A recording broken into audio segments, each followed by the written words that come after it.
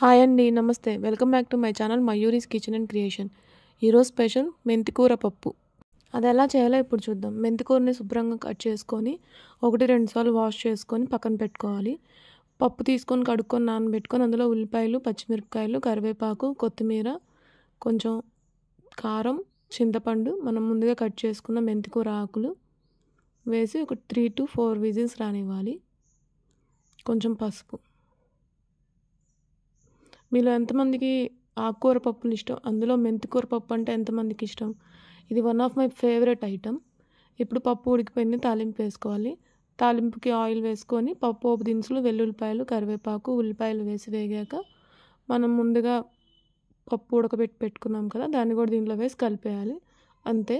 చాలా సింపుల్, కానీ చాలా చాలా టేస్టీగా ఉంటుంది.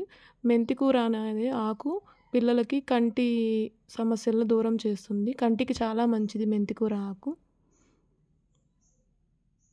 తప్పకుండా ట్రై చేసి ఎలా వచ్చిందో చెప్పండి కామెంట్ రూపంలో. ఫస్ట్ టైం కనుక నా ఛానల్ చూస్తున్నట్లయితే please like, share and subscribe to my channel. అంతే అండి, మెంతికూర పప్పు రెడీ. వేడి వేడి అన్నం పెట్టుకొని నెయ్యి, పప్పు, అప్పడం, ఉప్పు మిరపకాయలు. సూపర్. స్వర్గం ఇక్కడే కనిపిస్తుంది. చికెను, మటన్లు కూడా మంచిదే, కానీ ఆకుకూర అనేది మన హెల్త్కి చాలా మంచిది. తప్పకుండా ట్రై చేయండి.